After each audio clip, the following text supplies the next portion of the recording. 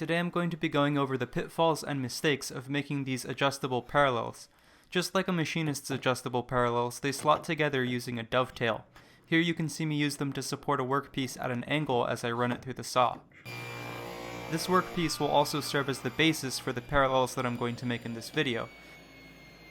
What you want to make sure is that the amount of material you're removing at the table saw does not exceed the narrowest point of this dovetail, which is the point that's touching the table right now.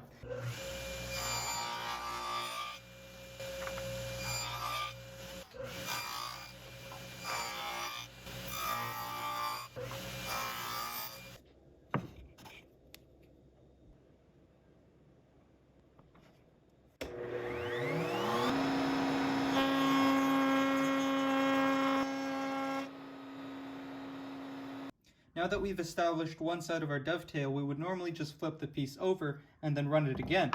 The problem with that is if we run it in this orientation, the grain is going to be going into the bit and we're going to get all sorts of nasty tear out. So what we have to do instead is we have to climb cut by running from the other side. Now a lot of people say that climb cutting is dangerous, but it's really just a matter of skill. When you're as experienced as I am, there's really nothing to worry about, because you can very easily... So as we all know, climb cutting can be quite dangerous. Climb cutting is like regular climbing, where once you get to the top of the tree, you realize that climbing up the tree was the easy part. This is because when you're climbing up the tree, gravity is working down while you're working up. Those opposing forces create a point of stability that slowly changes as you slowly climb up the tree. Now when you're coming down, both you and gravity are pushing in the same direction, and so there's nothing to counteract that force if things start to go wrong.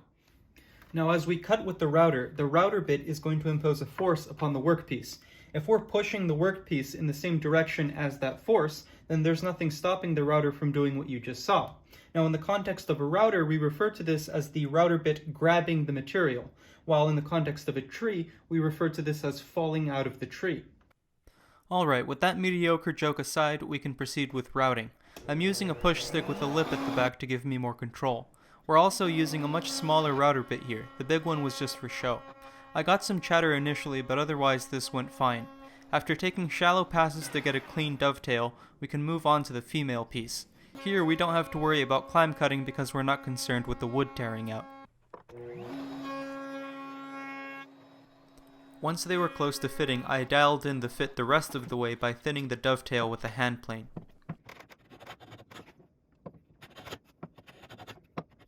One of the reasons we dialed in the fit by planing this end down is because that ensures we have a tight seam on the outside of our blocks, because if we don't plane this down and it's a little bit higher than the step on the other piece, then we're going to have a gap here. So by planing this down, that gap is completely closed. Now there is the question of where we position the screw, and the position of the screw is dependent upon the geometry of the slots that we're going to cut in the female piece. Now this slot gets shallower as we travel to the left, and so we have considerably more flexion up here than we do over here. Thus it makes sense to bias the screw towards the shallower side, because we're really only concerned with having enough clamping force when the blocks are at their lowest position, which is when this point here is almost in line with the bottom. When their blocks are at their highest setting, we know we have enough flexion on the top to guarantee enough clamping force even though the screw isn't directly underneath where the top block is right now. Once I located the screw position, I drilled one through hole with a piece clamped to the table. I then switched bits without moving the workpiece and drilled again to get two holes that are perfectly concentric. The bigger hole is for the head of the bolt that's going to tighten everything together, but we need that bolt to be rounded so that it spins freely.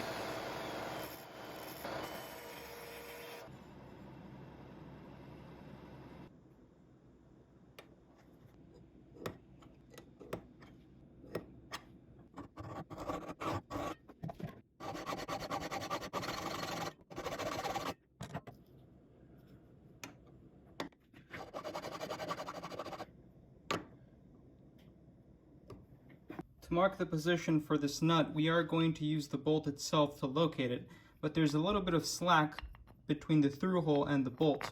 So I'm going to open the diameter a little bit more with some masking tape so that that fits snugly in the hole.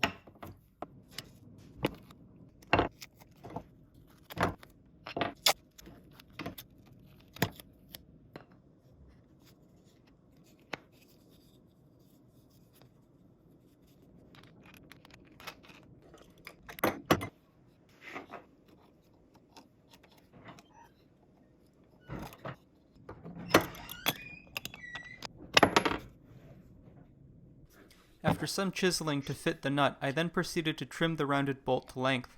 I cleverly came up with the idea of using tape to mark where I need to cut the bolt off. Then I cleverly realized that I can't actually take the bolt off with the tape there, so I ripped it off and cleverly used the marker instead.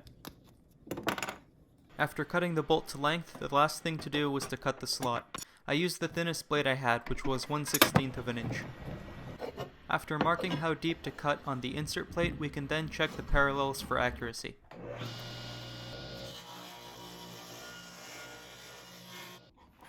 Alright, so let's see how accurate we were.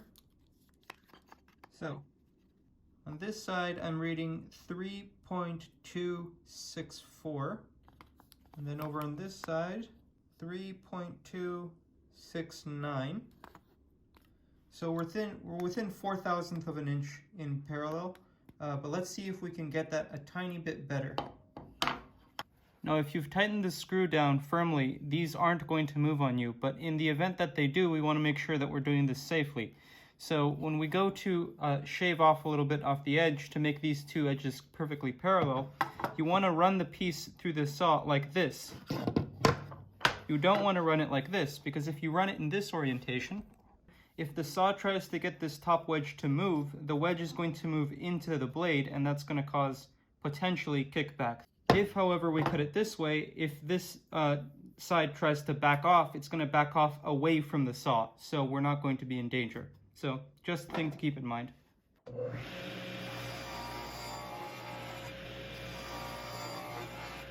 so here we're at 3.677.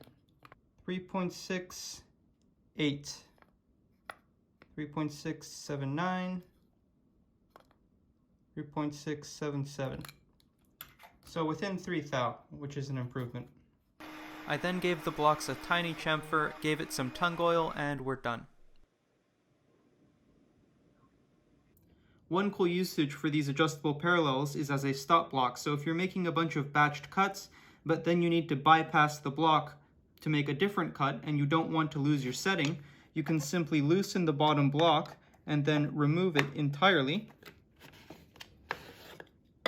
And now you can bypass the block and make your cut. And if you want to regain that same setting, you just reinstall the top block.